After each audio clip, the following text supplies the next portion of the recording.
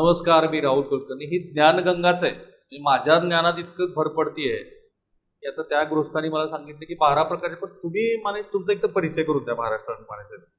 हाँ, मैं विष्णु कुमार माने, डायरेक्टर सोने, काय काम पाहता तुम्ही पाण्याचे? मॅनेजिंग. दुधाचं आवक जावक सगळे.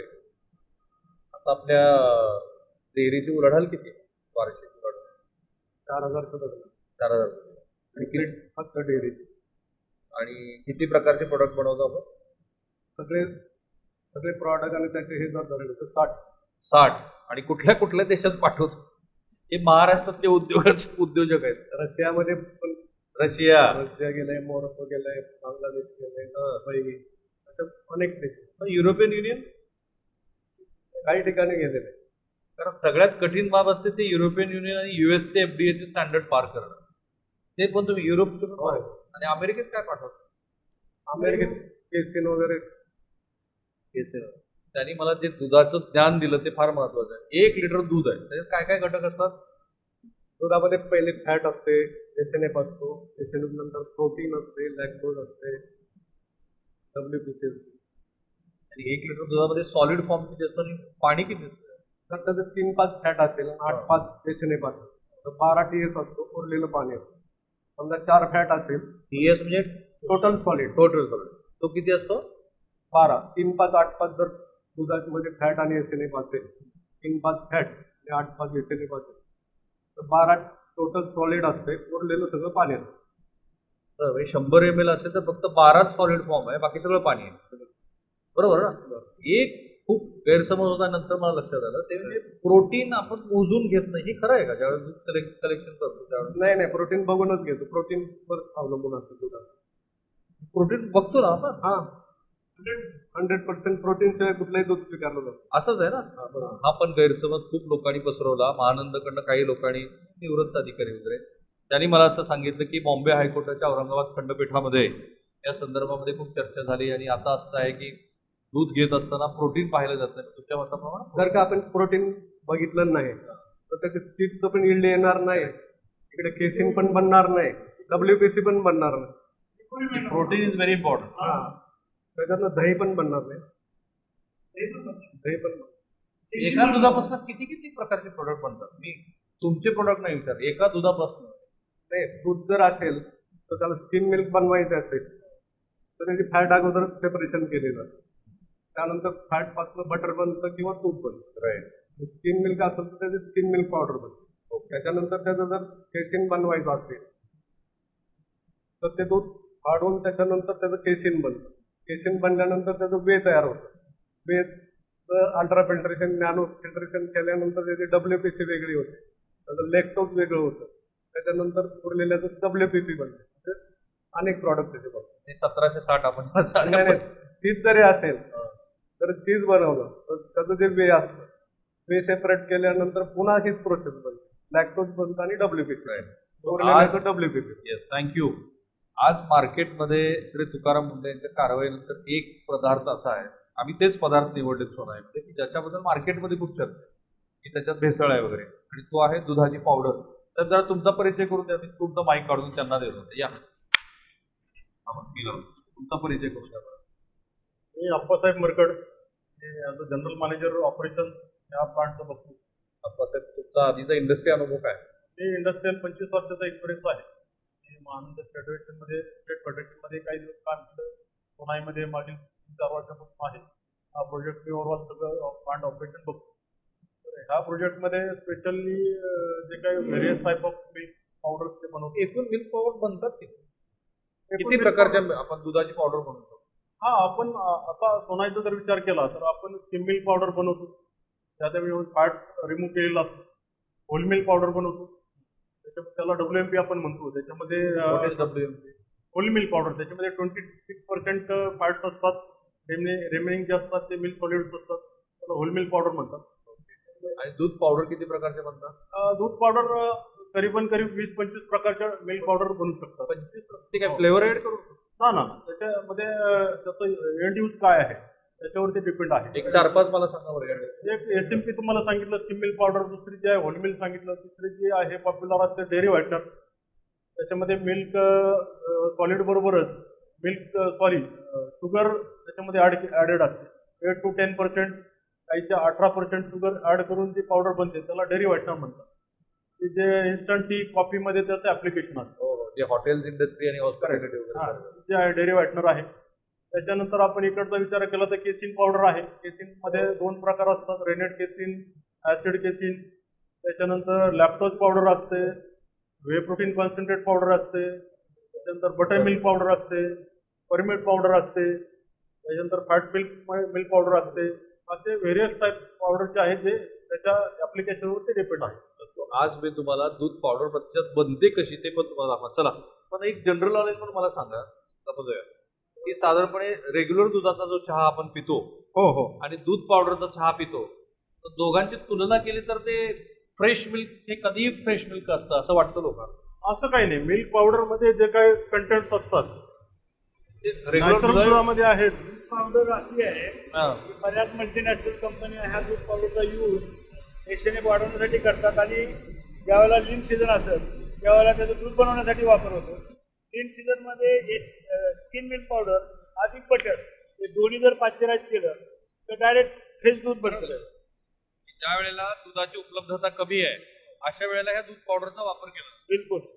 लीन सीझन मध्ये ज्या वेळेला स्लम एरियामध्ये किंवा जिथं दुधाचं उत्पादन होत नाही अशा कंट्रीमध्ये किंवा भारतातल्या काही स्टेटमध्ये राज्यामध्ये दूध उत्पादन होत नाही, हवामानामुळं गायी पाळता येत नाही, अशा ठिकाणी दूध पावडर आणि बटर या दोन्हीचं दूध बनवणे पुन्हा पाश्चराइज करून डायरेक्ट दूध बनतं.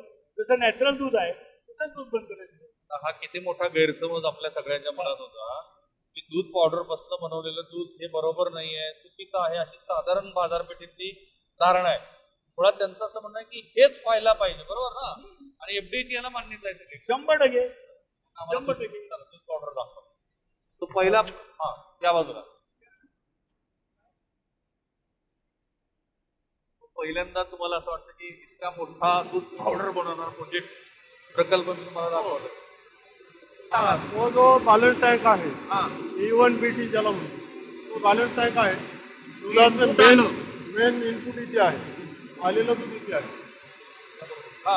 इनपुट आलं इथे, इथे दूध आलं, इथून याला पंप करून हे जे आहे कॅलेंड्रियामध्ये जातं. इथून दूध आल्यानंतर त्याला फोम बनवायचं, पंप करायचं, पंपिंग करायचं. पंपिंग पंप करायचं म्हणजे मोटारनं त्याला शिफ्ट करायचं कॅलेंड्रियामध्ये. हे जे आहे कॅलेंड्रिया आहे. कॅलेंड्रिया हे वरच्या बाजूचं कॅलेंड्रिया आहे, वरच्या बाजूचा कॅलेंड्रिया. हे कॅलेंड्रिया आहे. त्याला 3 कॅलेंड्रिया आहेत, एक MUR कॅलेंड्रिया आहे आणि 2 फिनिशर कॅलेंड्रिया आहेत. ह्याच्यामध्ये दुधाचं बॉइलिंग होतं. आता दूध गरम केलं जातं. याच्यामध्ये ट्यूब्स असतात, ट्यूबमध्ये दूध पाठवलं जातं. बाहेरच्या जॅकेटच्या बाजूला हिटिंग मीडिया असतो म्हणजे स्टीम असतं. त्या स्टीममुळं दूध गरम होतं म्हणजे त्याचं बॉइलिंग होतं. पुढे मग ते स्टीम केलं, पुढे हे बॉईल झालेलं दूध आहे. बॉइलिंग झाल्यामुळे वेपर्स बनतात. ते कुठे म्हणतात वेपर्स? या कॅलेंड्रियामध्येच बनतात. या कॅलेंड्रियामध्ये वेपर्स वेपर्स बनतात. वेपर्स वेपर्स निघल्या की खाली दुधाचं कॉन्सन्ट्रेशन वाढत जातं. म्हणजे दुधामध्ये नॅचरल दुधामध्ये जे 12% आपण जे मिल्क सॉलिड आहे ते इन्क्रीज होत होत होत 50 पर्यंत जातं. ह्या स्टेजला जे मिल्क सॉलिड बाहेर येतात ते 50% त्याच्यामध्ये पाणी असतं, 50% मिल्क सॉलिड. हे इथे जातं. स्टेज बाहेर इथे बॉईलच प्रोसेस. बॉइलिंग होत राहतं. टेम्परेचर किती आहे बॉईल करण्याचं? सॉरी, बॉईल करण्याचं टेम्परेचर किती आहे? बॉइलिंग टेम्परेचर हे 70 डिग्री पासून तर 45 डिग्री पर्यंत वेगवेगळ्या स्टेजेस. बॉइलिंग आणि व्हॅक्यूम. आता हे बॉइलिंग झालं, पुढे आणि त्या वेपर्स असतात ते व्हॅक्यूमनं बाहेर काढले जातात, त्याचं पाणी आपण दाखवा मला. इकडे याला सरफेस कंडेन्सर आहे. ते पलीकडे म्हणू शकतो आपण सरफेस कंडेन्सर आहे. त्याच्यामध्ये कंडेन्सेशन होतं, वेपर सेपरेट होतात आणि दूध सेपरेट होतं. आता ही प्रोसेस तर दिसणार नाही आपल्या डोळ्याला, दिसणार नाही, इंटरनल साईड आहे. आता हे झालं वे ऑपरेशन. तर मग हे जे कॉन्सन्ट्रेटेड मिल्क आहे या टँकमध्ये, या खाली हे DFS टँक आहे. हे जे घट्ट दूध आहे, कॉन्सन्ट्रेटेड मिल्क आहे, ते इथे स्टोअर करतो आपण टेम्पररी याच्यामध्ये. हे किती काळासाठी स्टोअर करायचं? विदिन 2-5 मिनिटासाठी ऑनलाईन प्रोसेस असते. याच्यामध्ये स्टोअर केलं तर याला पंप करतो आपण, हाय प्रेशर पंप. या पंपामध्ये इथे काय प्रोसेस होते? प्रेशर वाढवतो, प्रेशर बूस्ट करतो. ते जे सॉलिड फॉर्म मध्ये आलेलं दूध आहे लिक्विड दूध आहे, हा पण त्याच्यात सॉलिड जास्त आहे, बासुंदी सॉलिड सारखं. जास्त आहे, हा कॉन्सन्ट्रेटेड आहे. हा. मग इथे आपण त्याला त्याला प्रेशर द्यावं लागतं, कारण त्याला ज्यावेळेला आपल्याला स्प्रे तयार करायचं एकदम डस्ट फाईन, त्याला प्रेशर इम्पॉर्टंट आहे. म्हणून याला 200 बारपर्यंत प्रेशर याला मेंटेन करतो. आणि नंतर त्याला नोजल हे 200 बारचं प्रेशर तुम्ही इथं देताय. हा हे चालू आहे तुमचं. हा चालू. हे 200 बारपर्यंत प्रेशर दिल्यामुळे होतं काय? प्रेशर दिल्यामुळे याला स्प्रे नोजल असतो, बारीक नोजल असतो. नोजलला जेवढा आपण जास्त प्रेशर देऊ तेवढा त्याचं फाईननेस जास्त होतो. म्हणजे आपण जर समजा एखादा आता इथे ते पंपामध्ये प्रेशर दिलं pressure develop bus that's it. इथे प्रेशर दिलं पुढे नंतर ते जे लिक्विड आहे ते ड्राईंग चेंबरला जातं. आता ड्राईंग चेंबरला जातं. त्या ड्राईंग चेंबरमध्ये जे हॉट एअर सप्लाय दिलेला असतो, 170 ते 180 टेम्परेचरला हॉट एअर दिलेली असते. हॉट एअरमुळे जे काय होतं, राहिलेला जो मॉइश्चर पोर्शन आहे तो हवेबरोबर उडून जातो. ऍडेर म्हणजे वास काय? ऍडेर म्हणजे काय? ड्रॉइंग चेंबर असतो तो कोनिकल पोर्शन, कोनिकल शेपचा एक चेंबर बनवलेला असतो. त्याच्यामध्ये हॉट एअर दिलेला आहे. हॉट एअर आपण स्टीम पासून बनवतो. जसं की रेडिएटर असतो, एअर हिटर असतात, त्याला हिटिंग मीडिया स्टीम असतो. स्टीममुळे जी हवा आहे, फिल्टर केलेली हवा त्याच्यामधून पास केली जाते. त्या हवेत गरम होते, त्याचं टेम्परेचर वाढवलं जातं. हे इथं करतं. हो, इथे होतं. हे 45 मीटरची बिल्डिंग आहे. 45 मीटर हाईट. मला असं सांगितलं की आशियातला सगळ्यात मोठा ड्रायर आशियातला बिगेस्ट ड्रायर आपला आहे. काय कॅपॅसिटी त्याची? 180 टन पर डे. एका दिवसाला 180 टन पावडर आपण बनवू शकतो. Right. So, आता ते तिथनं तुम्ही ड्राय केलं, मग पुढे ड्राईंग चेंबर वरती आहे. नंतर मग ती जी आलेली पावडर आहे तिथं ऑनलाईन पॅकिंग मशीन आहे. आपल्याला दिसेल आता हे कुठं जायचं आपल्याला. चालेल. चला. So, आता इंडस्ट्रीची दूध पावडरची जी गरज आहे ती साधारणपणे किती ग्रो करते दरवर्षी अॅन्युअली? अॅन्युअली म्हणू शकतो आपण 10 ते 20% ग्रोईंग स्टेज आहे. 10 ते 20% पर्यंत. So, मी तुम्हाला पहिला असा व्यक्ती असेल की प्रत्यक्षात दूध भुकटी कशी बनते आणि त्याची सगळी प्रक्रिया कशी चालते. तो तिकडे ड्राय केला, जो सगळ्यात तुमचा मोठा ड्रायर आहे त्यांनी, बरोबर ना?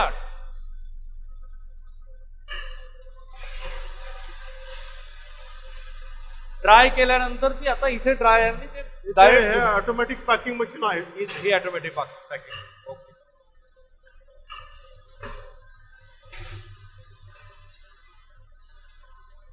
आता हा फायनल प्रोडक्ट आहे तुमचा. फायनल हा रेडी टू. आता याच्यामध्ये पण स्टोरेज आहे त्याला की डायरेक्ट मार्केटमध्ये जाऊ? डायरेक्ट मार्केट आहे, स्टोरेज आहे. ते कुठलाही ह्युमन टच नाही. ऑटोमॅटिक वेईंग आहे, ऑटोमॅटिक. हे जरा दाखवा. हा फायनल प्रोडक्ट जो ऍक्च्युली दूध भुकटी जी बनली ती ही आहे. त्या दुधाच्या भुकटीबद्दल अनेक प्रकारच्या अफवा आणि चर्चा असतात. ती ही तो हा फायनल प्रोडक्ट की त्याच्यात तुम्हाला दिसेल की त्याचे क्रिस्पी, पण याचा जो रंग आहे थोडासा बदलून येतो का? मग येलोइश असतो. हा दुधा टाईप येलोइश रंग याच्यासाठी असतो की हे काऊ मिल्क पासून बनलेला आहे. राईट, म्हणून तो येलो. हा, म्हणून येलो आहे. जर बफेलो केला तर प्युअर व्हाईट असतो. ओके. 1 लिटर दुधापासून साधारणपणे किती 8-5 देशाने असेल तर 850 किलो पावडर बनते. एका 850 ग्रॅम. बरोबर. 850 मला वाटतं की हे पण पहिल्यांदा असं टेलिव्हिजनवर मला सोशल मीडियाच्या प्लॅटफॉर्मवरती पाहता आलं. प्रत्यक्षात पॅकिंगची प्रोसेस आहे. म्हणजे हे दूध पावडर आपलं कुणाकुणाला जातं? बाहेरच्या देशात पण जाते आणि पूर्ण इंडियामध्ये जाते. आपण को प्रोड्यूस कुणासाठी करतो? कुठली ब्रँड आहे?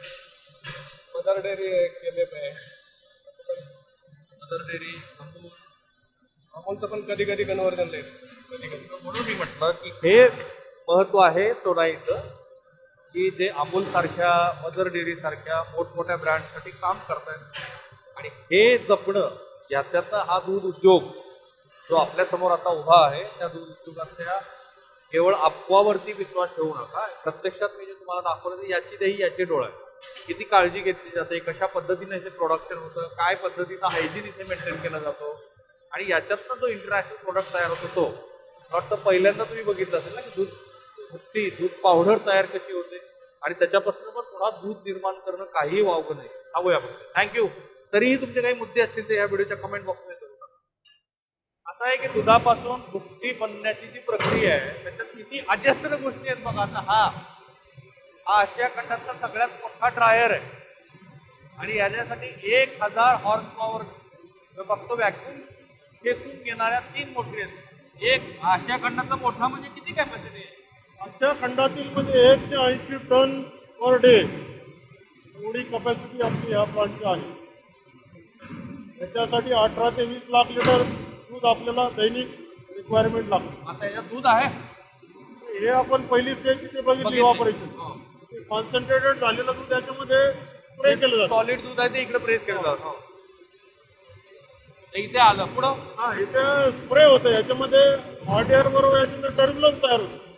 जसं की सायक्लोन आहे वावटा तयार होतो त्याच्याप्रमाणे इथं मध्ये सायक्लोन तयार करतो सायक्लोन तयार होतो. टर्ब्युलन्स तयार होतो आतमध्ये. आतमध्ये. याचा व्यास किती आहे? हा त्याचा डायमीटर सप्लाय दिलेला असतो एअरचा आणि 1000 हॉर्स पॉवरची मोटर त्याला हवा खेचत असतो. दोन्ही गोष्टी एकाच वेळेला होतात. त्याच्यामुळं त्याच्यामध्ये टर्ब्युलन्स झाल्यामुळे दुधाचं जे काही पार्टिकल्स आहेत ते ड्राय होतात आणि आपल्याला खाली फायनल प्रोडक्ट जे आहे ते खाली सेटल होतं. आणि याच्यात आतमध्ये टेम्परेचर किती आहे? त्याच्यामध्ये इनिशियल जाणारं टेम्परेचर हे 180 ते 185 डिग्री सेल्सिअस पर्यंत असतं. During the drawing. 180. हा आणि ज्यावेळेला प्रोडक्ट आपला फिनिश फूड पॅकिंगसाठी येतो तो 37 डिग्री सेल्सिअस एवढ्या हळूहळू नॉर्मल होतं. नॉर्मल होतो. हा MLD टाईपचं डिझाईन आहे. मल्टी स्टेज ड्राईंग म्हणतात. पहिल्या primary stage drawing, secondary drawing आणि टर्जरी ड्राईंग. हे सक्शन करण्यासाठी किती मोटरी आहे त्याच्यामध्ये? त्याच्यामध्ये मेन एक्झॉस्ट जी मोटर आहे ती 1000 हॉर्स पॉवरची मोटर एक्झॉस्ट फॅन म्हणून वापरली जाते. त्याच्यामध्ये एवढी quantum 4 lakh litre 4 lakh CMH एवढी हवा कंटिन्युअसली सप्लाय केली जाते आणि उडली जाते. तर ज्ञान तुम्हाला मिळालं. आणि हे चेंबर काय? हे जे आहे क्लीन रूम आहे. एअर इनटेक रूम याला म्हणतात टेक्निकली. Air intake. हा त्याच्यात काय होतं? त्याच्यामध्ये जी ड्राईंगसाठी जी हवा वापरली जाते ते 3 स्टेजला याचं फिल्ट्रेशन केलं जातं. 3 स्टेज. 3 स्टेजला प्रायमरी फिल्टर. हा प्रायमरी फिल्टर, सेकंडरी फिल्टर्स आणि टर्जरी फिल्टर. बाहेरून येणारी हवा पण फिल्टर करतो आपण. हो बाहेरून येणारी या मॅन्युफॅक्चरिंग प्रोसेससाठी जी काही हॉट एअर लागते पहिली आपण फिल्टर करतो. एकदम क्लीन करतो. त्याच्यामध्ये कुठलेही बॅक्टेरिया कुठली डस्ट असेल कुठलंही कंटॅमिनेशन प्रोडक्टमध्ये जाणार नाही हे इन्शुअर करतो आपण. आणि आता हे पूर्ण पॅक असतं जेव्हा प्रोसेस पूर्ण पॅक तर आतमध्ये सगळं मोठ्याने हवा खेचली जाते आहे. खेचली जाते. फॅननं हवा खेचली जाते आणि फिल्टर्स असतात. त्याच्यामध्ये जसं की ऑपरेशन थिएटरमध्ये क्लास 10,000 ही हायजीन मेंटेन केली जाते. त्या लेवलची आपण हायजीन याच्यामध्ये एअरमध्ये मेंटेन करतो. ती हवा त्याला वापरतो. मला सांगा कुठल्या माध्यमामध्ये तुम्हाला इतक्या डिटेलमध्ये दुधापासून पावडर कशी बनते ते कळलं असेल? माझं म्हणणं पुन्हा तेच आहे. काही लोक अतिशय अयोग्य कृती करतात. पण जी इंडस्ट्री आहे ती इंडस्ट्री पण समजून घेऊ. तुमचं आणि माझं ज्ञान वाढवतो ती प्रोसेस.